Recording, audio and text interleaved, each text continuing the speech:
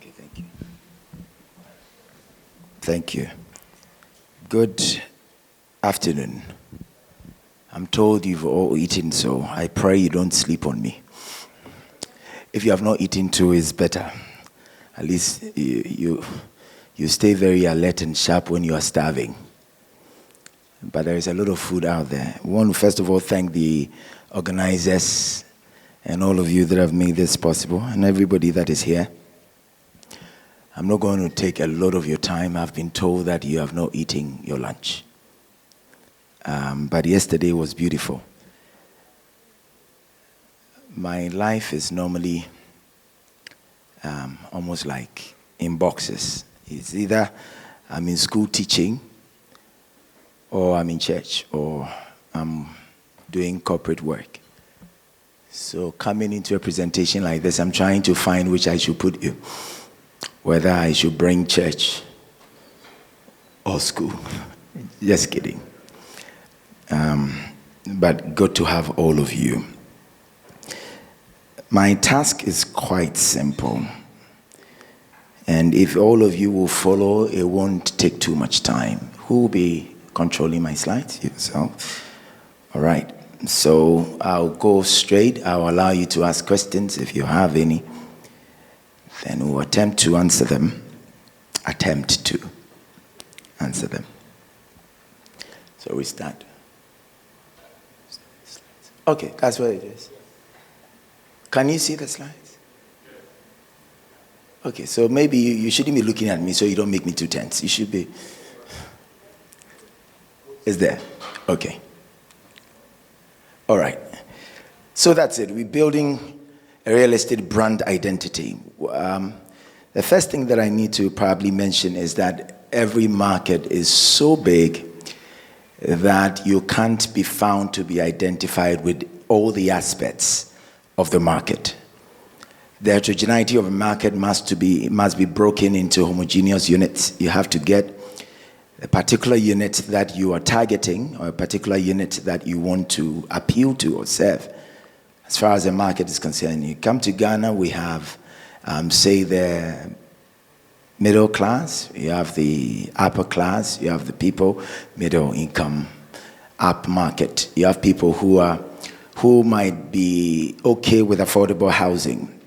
And so you cannot be a brand that appeals to all. You'll be lost in translation.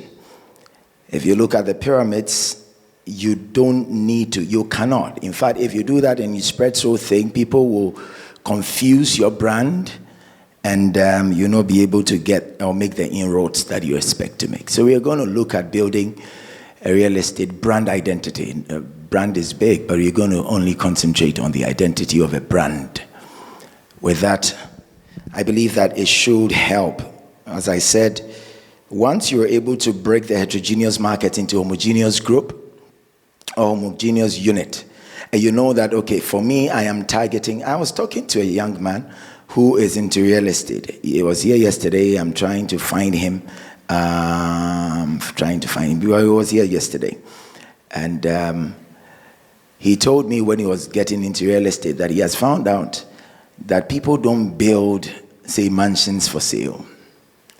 They build, the common phenomenon in Ghana right now is buy, say, a plot of land and divide the land into two and build and sell. And so he said that's what encouraged him and urged him on to get into real estate market. He wanted to build only mansions, buy 2 acres, 1 acre land, build on it, 2 acres, build on it, and all of that, get you your tennis. And he is doing niche marketing, but he is focusing on a group that he feels is unsatisfied in the market. I was also talking to another young man who happens to be in ministry. He lives in the US. So I asked him when he comes to Ghana where he lives or where he stays. He said he lives with a friend. I said, why don't you buy a house? He said, no, I don't want to buy a house in Ghana. I said, why don't you want to buy a house? He said, because the people are only interested in profit. So they do substandard or they use inferior products in finishing their buildings. Iron rods, the tensils. He started going into all the civil talks. And so people have issues. If you're going to be a brand that stands out, you need to know which group, and then you get your strategies that will meet that particular brand.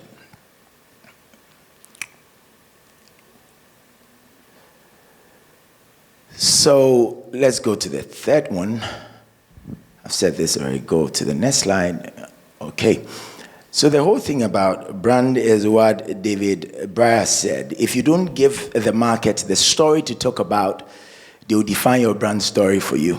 If you don't tell them what you have to tell your story. It's almost like people bombarding you with bad news and you are quiet. Social media is flooded and people are forming perceptions and who they think you are. If you don't tell the market, if you don't show them the way, if you don't direct a path for the market, they will decide who you are. They can say that, oh no, these guys are this, or that company is this, or that company is that. Walter Londa also said products are made in a factory, but brands are created in the mind. And that talks about positioning. So the brand has to be the brand is the mental imagery, or say the positioning of a brand matters when it comes to profitability and the bottom line. At the end of the day, it is about what they think or who they think you are. And the mental mappings and the images that they will form in their minds will go a long way to determine whether you'll be able to survive in the market or you will not. And unfortunately, for a lot of us, people tell the story for us. Okay. Are you able to read that? You're able to read? Okay. Okay. So let's go on the market success. I am not able to read from there. So let me read that one from here. Today's real estate identity consumers market survey.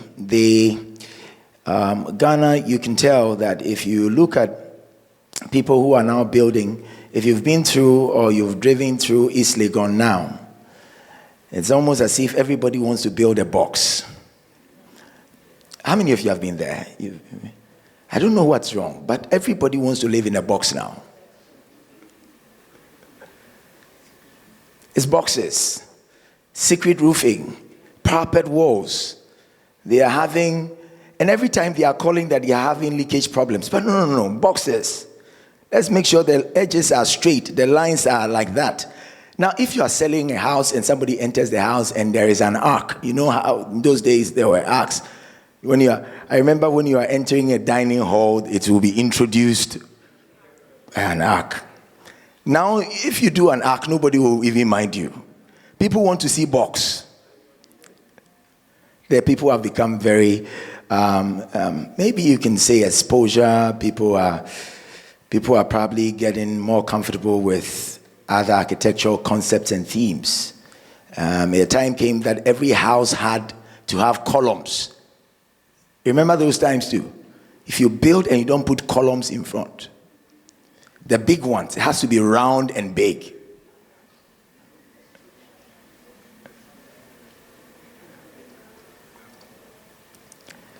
That happened to be, if you drive through East Legon right now, and if you look at the prices,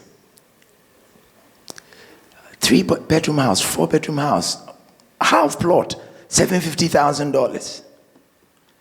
And I was saying, if I take $750,000 to Chicago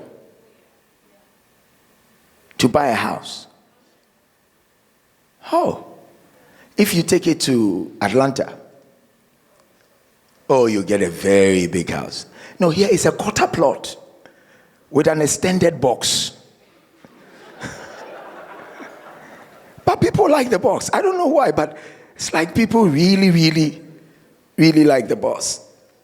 But maybe they have been able to define their clients. They know who their clients are. They are looking for probably the young men who are more into social media, who just want to park a car outside. And interestingly, they don't even provide them garages. So the houses have no garage. You park on your compound, you stand there and you take a picture, and that's it. And they say, "Now God do am."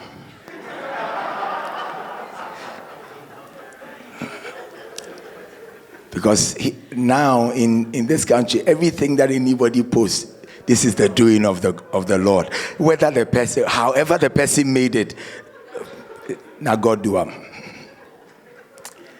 So they are able to define who their customers are, their clients are. The slides will be made available to all of you, and so you don't need to even jot anything down. I've already sent it to the able Vicky. Vicky has it, so Vicky will find a way to share it with all of you. So as a real estate brand, you play in the experience economy. When people buy from you, when people encounter you, counter what you are offering on the market, that is what plays on their mind. That is what will lead to the referrals. That is what will cause them to talk to another person. Oh, I bought from them. Quality is good. Drainage is good. Everything is on point. The experience, they have a bad experience.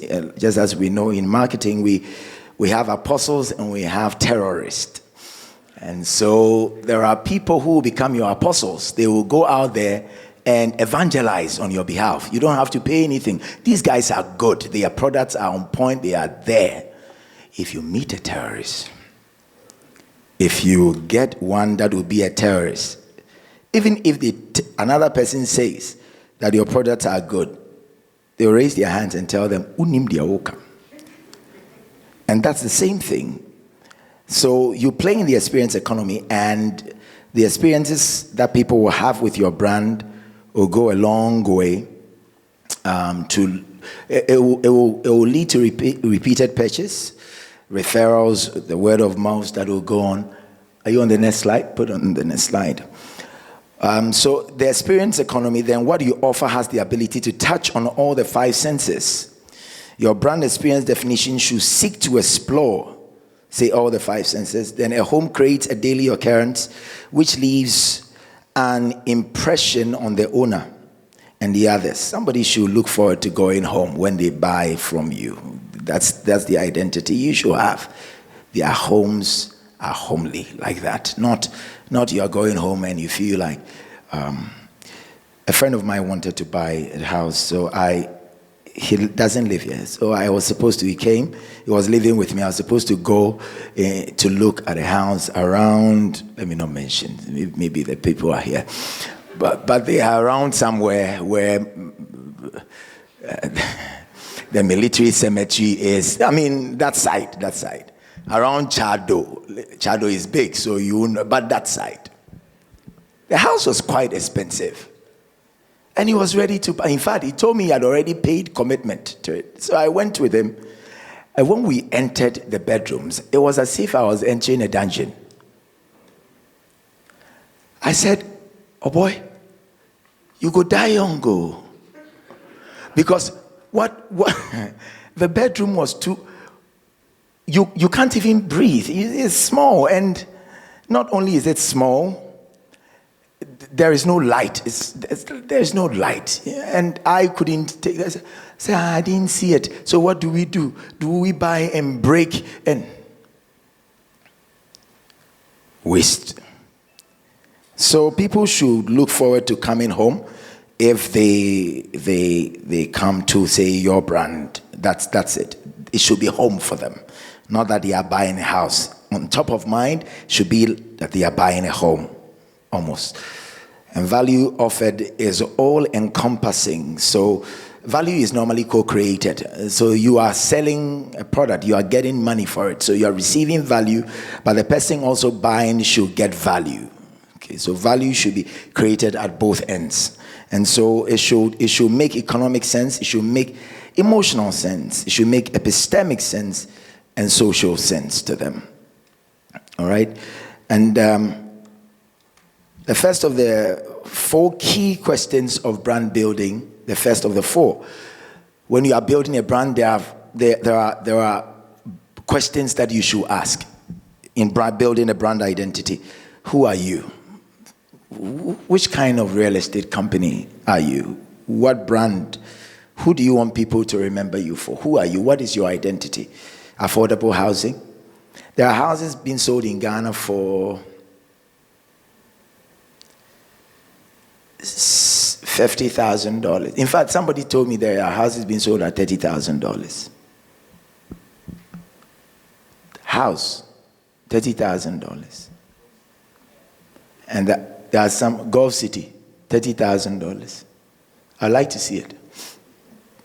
And there are some 50,000, 70,000.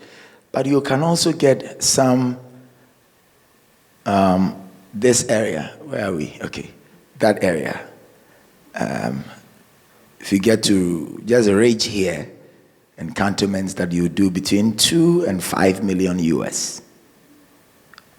Vicky, if we bring 5 million to your economy, we'll buy a lot of homes. A lot more. Now here you won't. You won't buy too much like that. Say, of course, you go to Gulf City, and if it's 30,000 and you have 5 million, you buy the whole city. But again, I'm just saying that to mean that that happens to be the segment the person wants to appeal to. He's not looking at the top drawer of society. That's not it. He's not looking at people who are going to buy. Because if you look at Professor C.K. Paralat's work, Fortune at the Bottom of the Pyramid, if you really want turnover, you don't have to go the 5 millions. The 30,000, 40,000 people, at least 100,000 people are there to buy, especially if you give them a plan to pay. So if it's fortune that you are looking for, you can look at that. Either than that, you go up and you build the ones that I see a lot of faces here that I know if they are selling a house for 1 million, they can buy. Like Vicky, the lady behind you, buy a house for 1 million and. See how she was smiling when I was talking about the 5 million and all of that. That is a economy, you know. And Gulf City is here too. So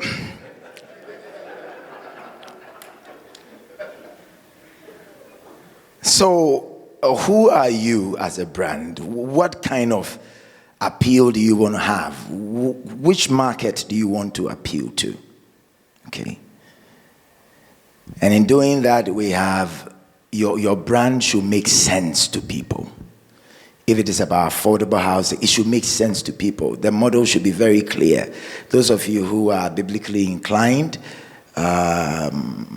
those of you who go to church, you are not like somebody that is looking at me right now.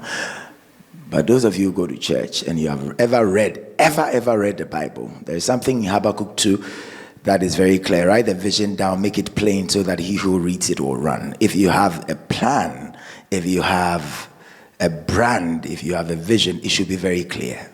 Clear and plain so that whoever comes into contact with your brand can relate and can run with it. Because it's not all the time that you are supposed to go and pay, say, the TV stations or the media houses to market your brand. The people that will experience you are supposed to go out there and do that for you. And the best ways that those things can be done, obviously, of course, the experience, and it should make sense to them. The brand should be salient. It should be salient to them. All right?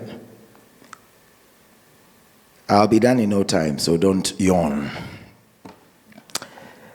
So your brand identity talks about achieving the right brand, and that will mean creating the salience with customers. The salience will measure the various aspects of the awareness of the brand. It should be known, it should be relatable, it should be understandable. They should want to run with it. And to what extent is the brand top of mind and easily recalled? Those of you that are really building, if you go to, say, East Legon, there are buildings, whenever you see them, they say, oh, where Ajikum Dine? How many of you have... No, they know. They see this building and they can tell that, okay, it's this guy who builds like this. Despite.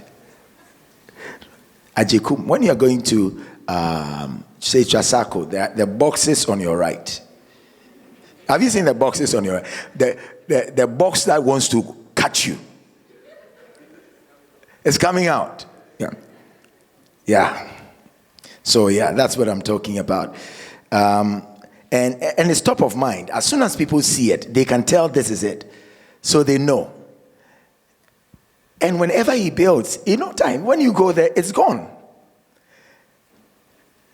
So that means that, of course, if you look at what the statistics, if you see the housing deficit, it means that there is still a very big market for what you are into.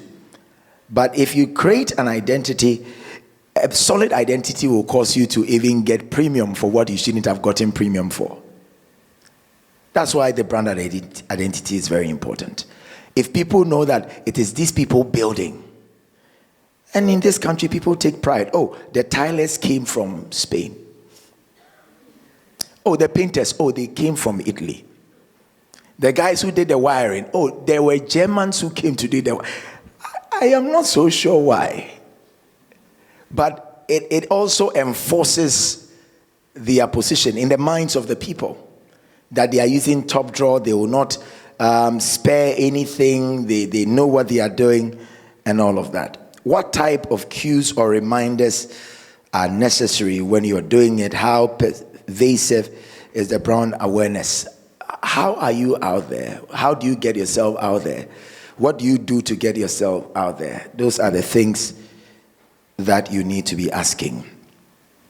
Building brand awareness helps customers understand the product or service category in which the brand competes and what products or services are sold under the brand's name. So, for instance, you have a mixture. You don't have, it's not, the theme is not one-sided. You do all that. You have say you are into apartments, you are into all of that. I mean, everything from mansions to 30,000 to everything, all of that together. And you should be able to tell clearly in which categories you are competing. It also ensures that customers know which of their needs the brand through these products that you have designed or what you are offering will satisfy. Okay. In other words, what basic functions does your brand provide to customers? Is it comfort you are selling, luxury you are selling, quality, affordable? What are you selling? Because people should know what you represent and what you are selling. Branding demands commitment to continual reinvention. The story of Nokia, I use that for my students when I'm even talking about brands. Strong, you can start very strong. But because the market is quite volatile and competition will ensure that you don't enjoy competitive advantage for long, you need to constantly reinvent.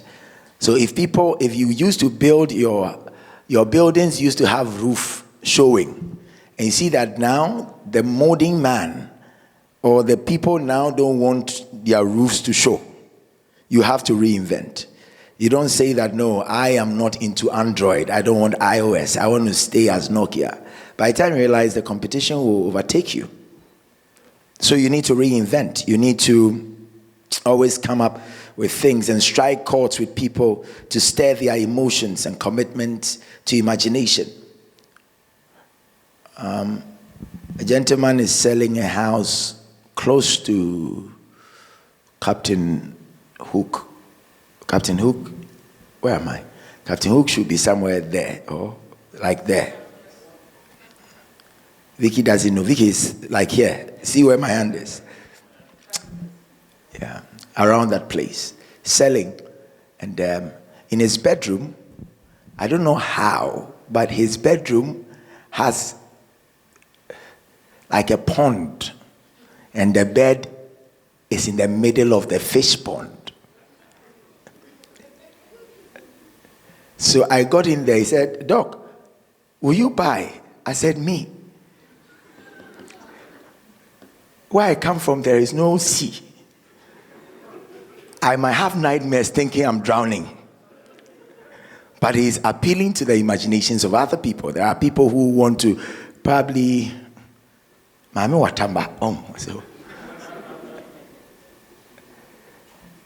So you have to be able, that's it. I mean, you are playing, it's almost like a play on the minds of the people. It's playing to the imaginations of people, and that's also quite important. It is easy to be cynical about such things, much harder to be successful. That was said by Sir Richard Branson. Where are you? Thank you. All right. So in developing, first develop a platform. Let's go there. Develop a platform.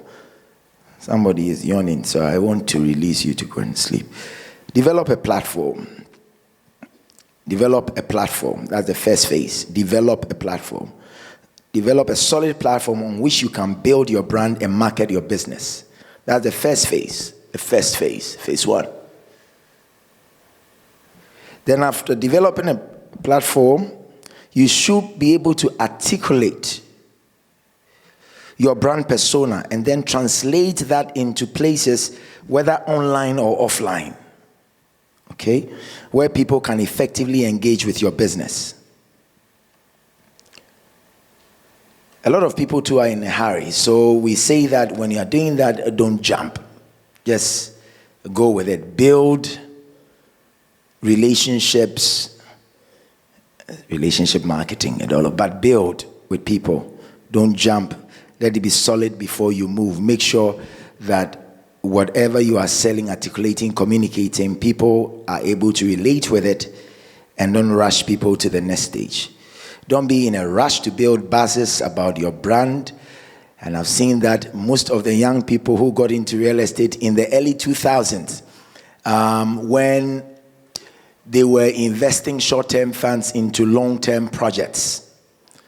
People who started the microfinance. It became like the norm that every microfinance company was also getting into real estate. And I don't know who was advising them.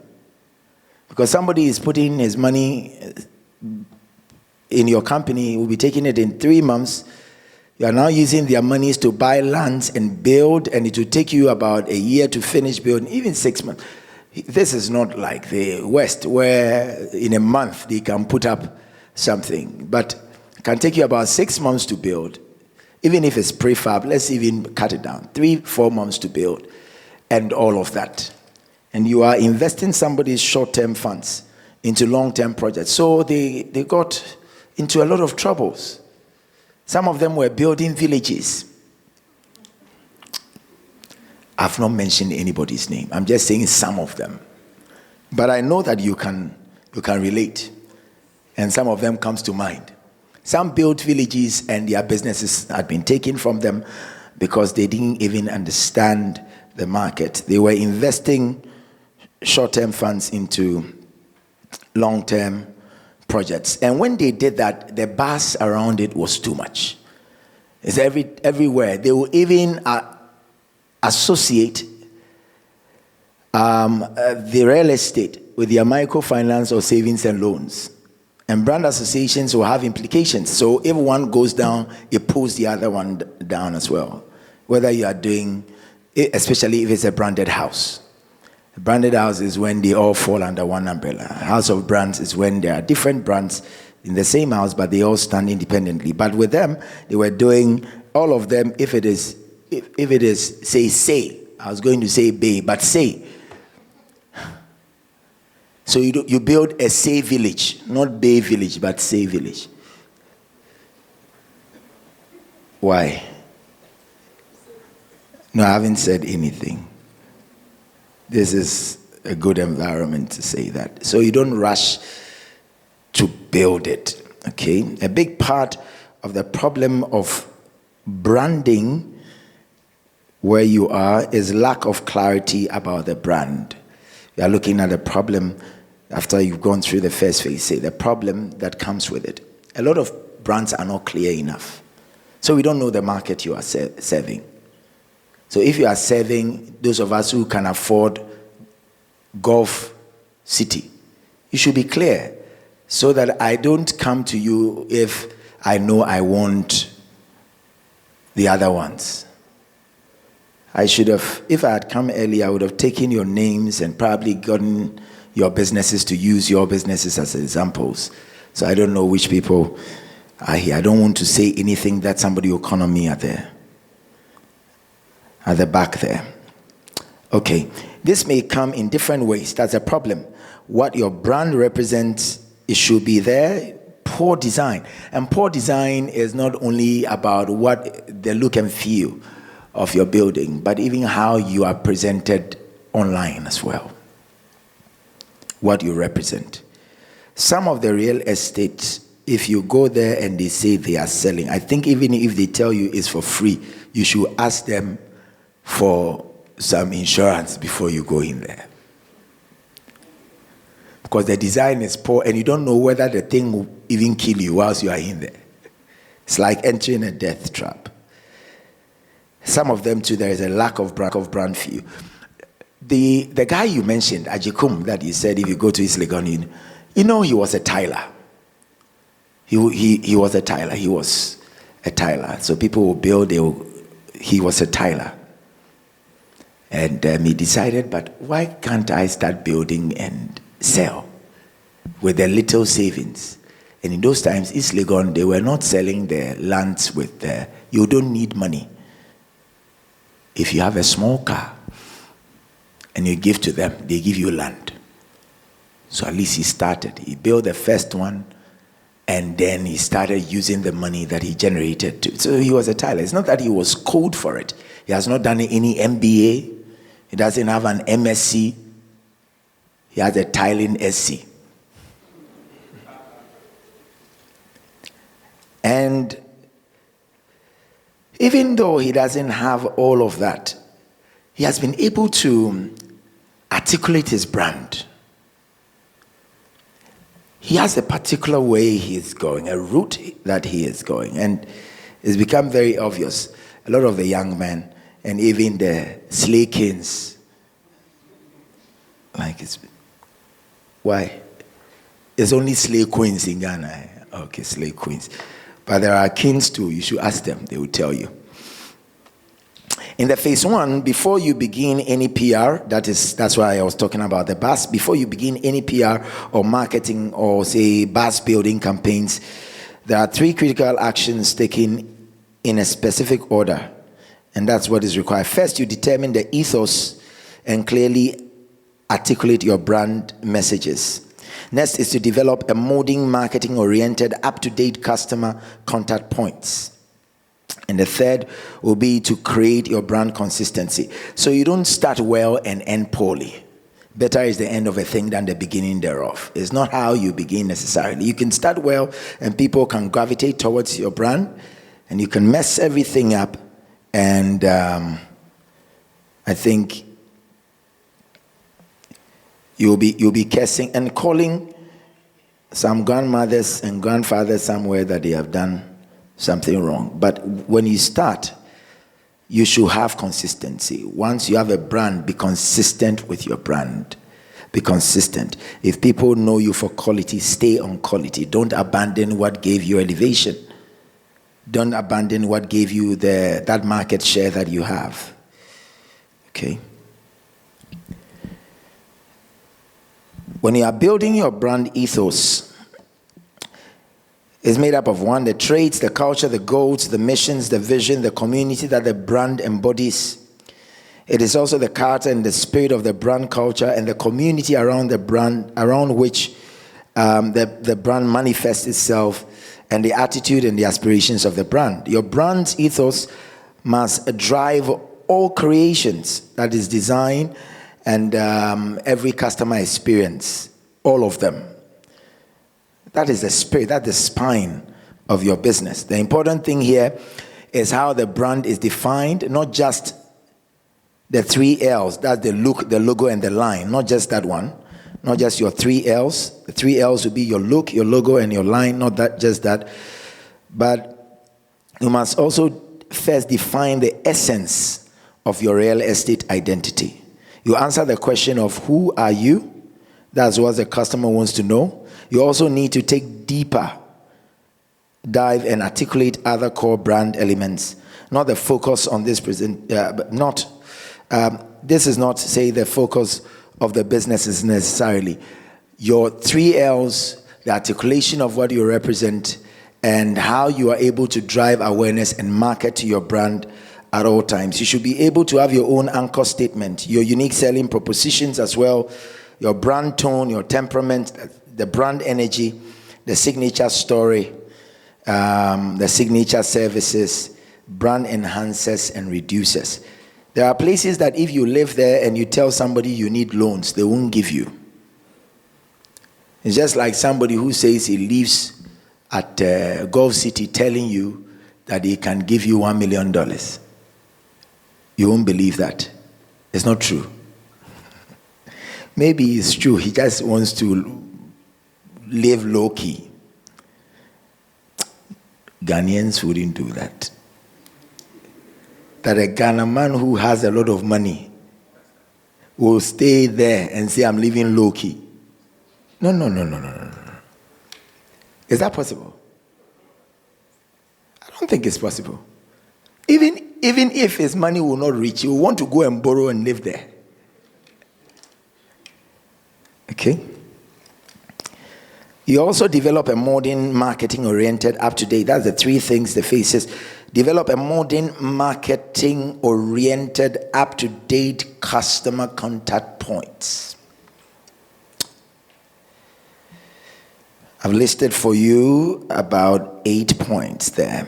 Who you are as a brand is expressed through the customer contacts and touch points. Your brand identity is fully expressed through the customer brand experience. Your brand experience is how the user feels when engaging or interacting with your brand. Some real estate brands evoke feelings of innovation and technology. People are now building smart homes. In Ghana, at least I've seen 2 that they were selling that were smart. I don't know if we have real estate companies that have built, say, a lot of houses and introduced, say, that one. But I hope that some of you here will help us get there, because that's where the world is going. Brand experience is how the user feels when engaging or interacting with your brand. Seek to connect and interact with customers in the way they want to be connected before and after the purchase. Because some of them, when they are coming to buy from you, they want you to make them feel very good. Because they're going to part with a price. It plays on their minds too. So start with the customer, what the customer wants, and work backwards. That's a modern approach of looking at, say, real estate, according to Ramaswamy. He's saying that it's better if you even do when you sell off-plan. And then you talk to people and you incorporate what they want into the building so that they don't come and, just as my friend was saying, maybe I have to buy and break some part. Okay, so we have to look at ways. The world is not static. It's quite dynamic. So you have to find ways of getting your things out there. The third one will be to create brand consistency on all customer contact points. That is the third action.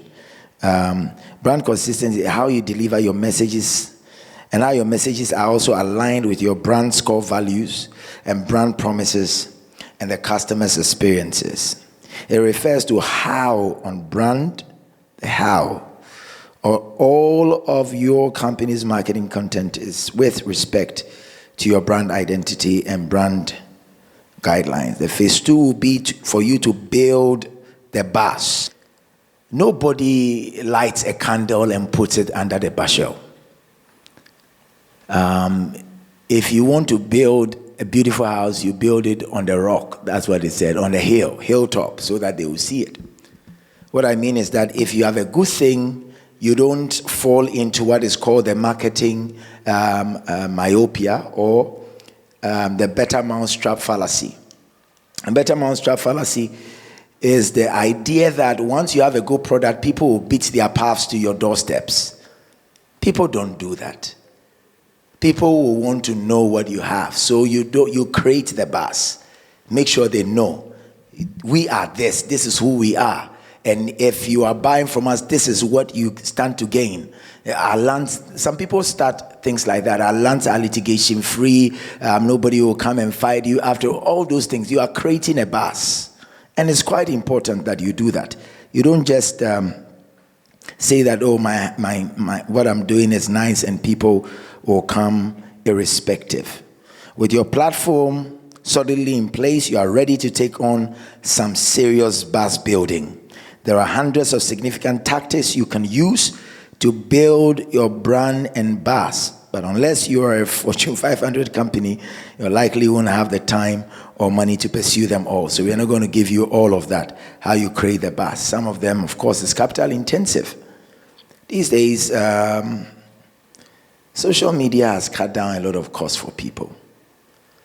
The traditional media was quite expensive. What you spend, say, 10,000 US on a TV station, you might have to spend maybe 10% of it on social media. You might, of course, not all the people. That, again, let me correct that. It depends on your target market. Because there are very top draw people. I was talking to a friend of mine who teaches in a very reputable university in South Africa, Wits University actually.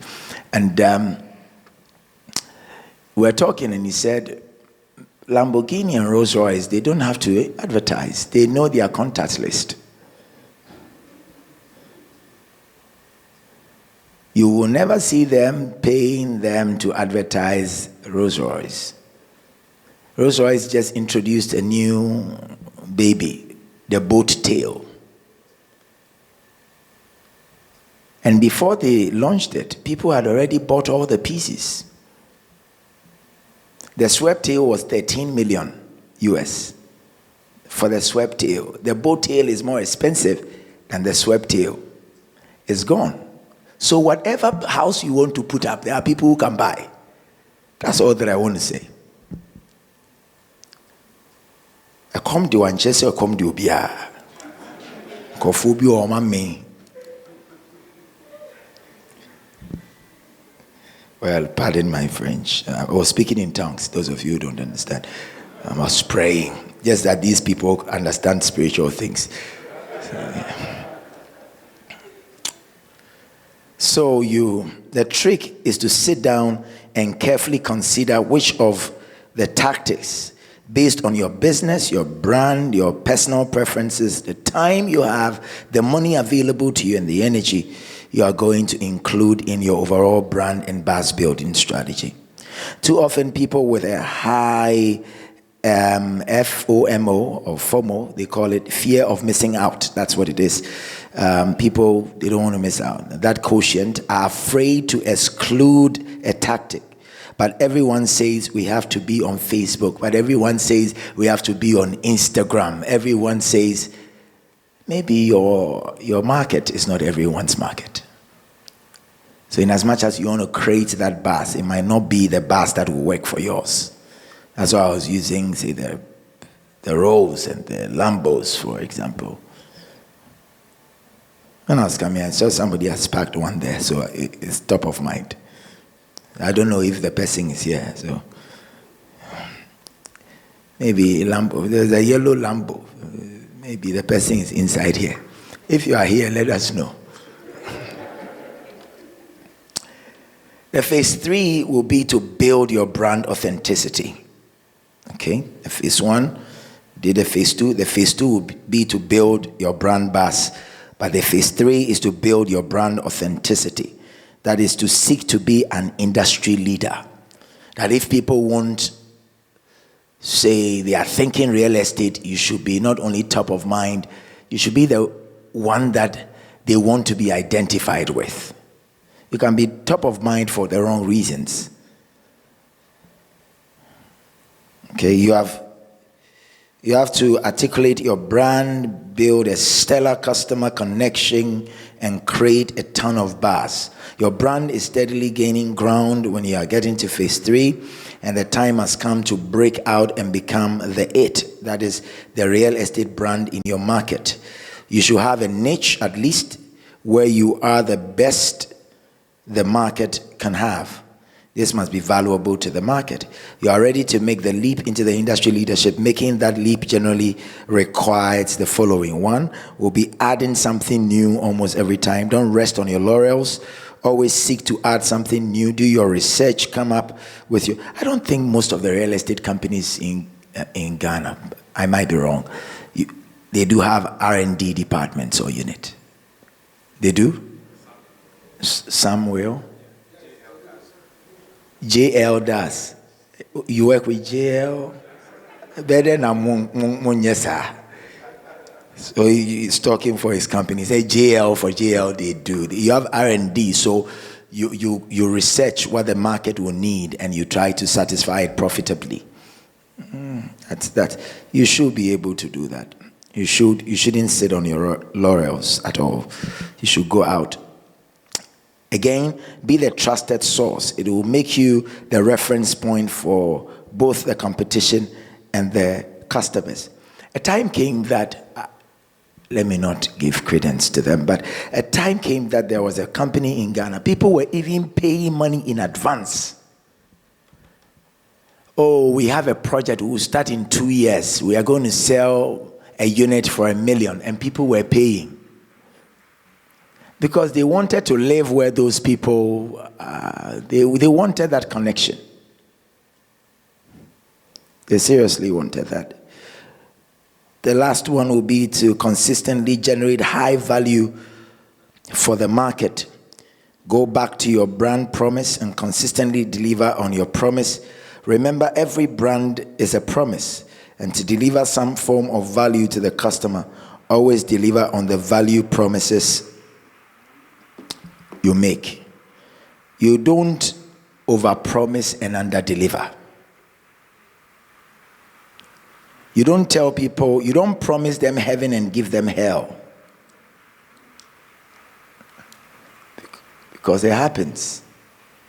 And when you tell somebody, okay, your building, your property will be ready in 3 months, make sure you do it in 2 months, 2 weeks. Or make sure you meet a 3 months deadline. Because at the end of the day, they are the ones going to tell of their experiences of you. It wouldn't be right for them to say, oh, they are good, but their timelines are poor. Thank you. If you have any question, please feel free and ask. And I don't want anybody to swallow me now because people are yawning. So if you have any question, I'll be very glad if you can ask them.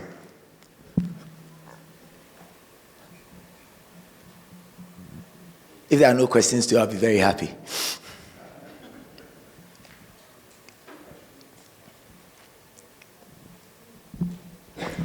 There is one.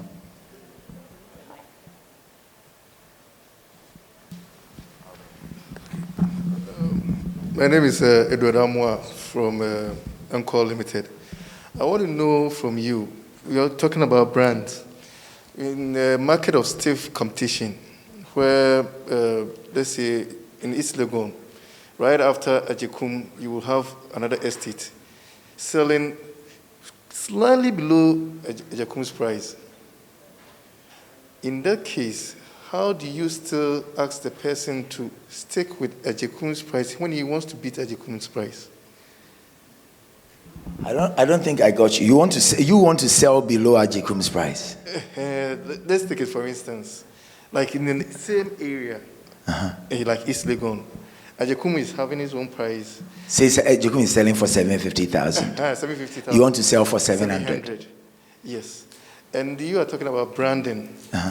How do you draw the customers from Ajekum to yours with the price that you are?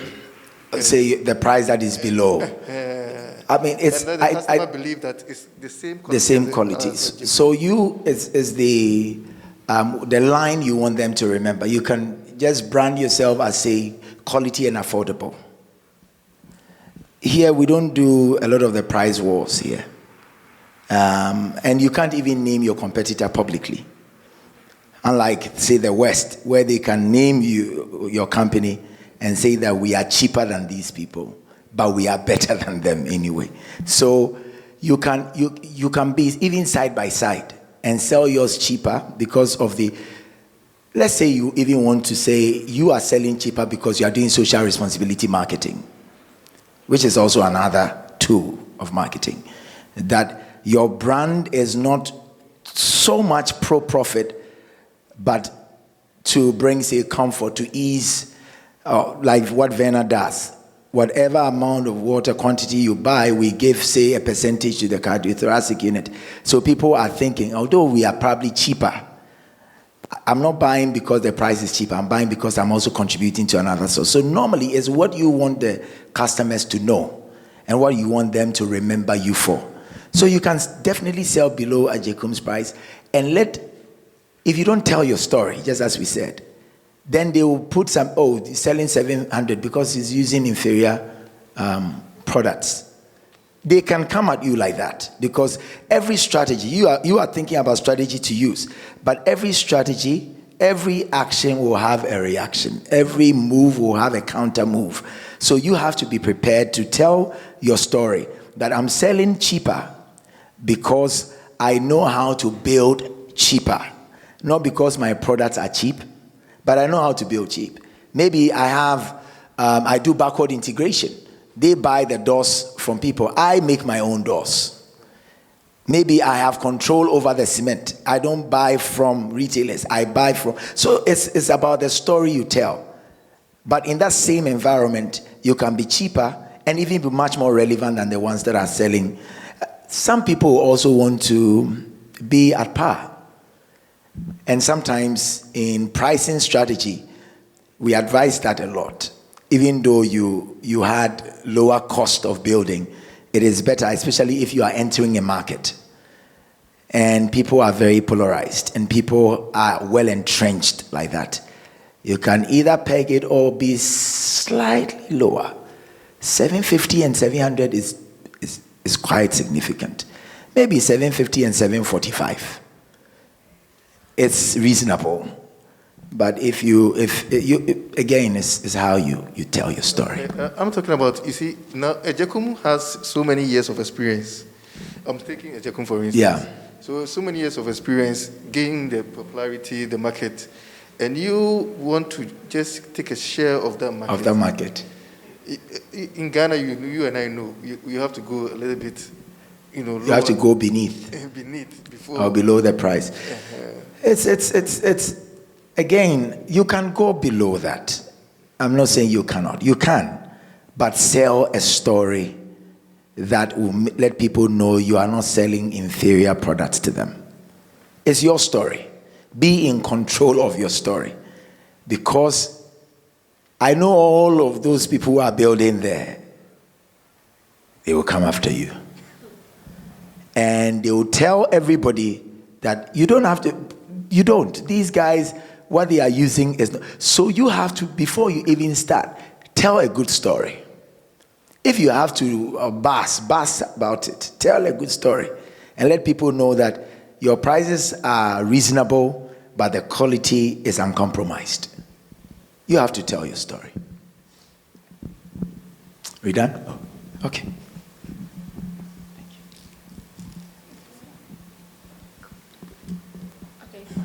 There is not a question, but an add-up.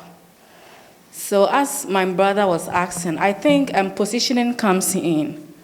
You have to create a message, something that will stick in the minds of your target market. For instance, MTN and Glow. I mean, they are on the same market. But immediately you mention MTN, everybody will say, everywhere you go.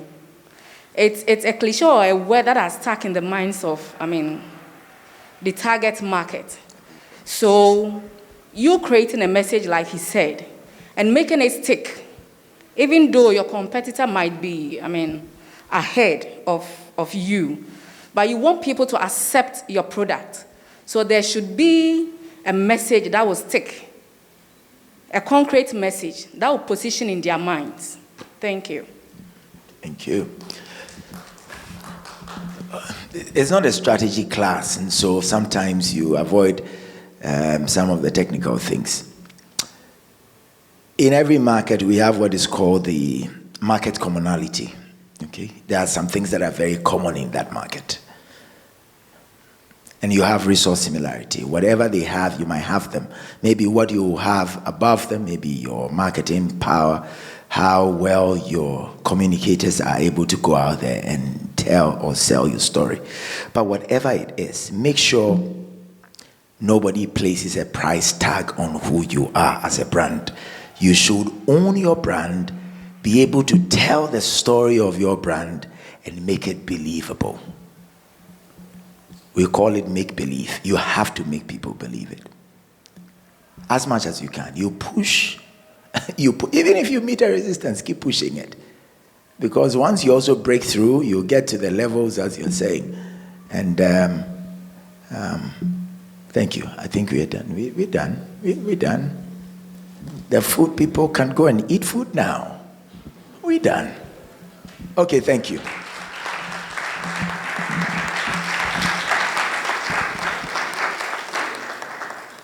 Great resource indeed. Thank you very much, Dr. Boadi Nyamekye, for the time you spent with us. It's an amazing information you've given us, very resourceful and impactful. We will share the slides that he shared with us with his permission, and I think it's time for lunch.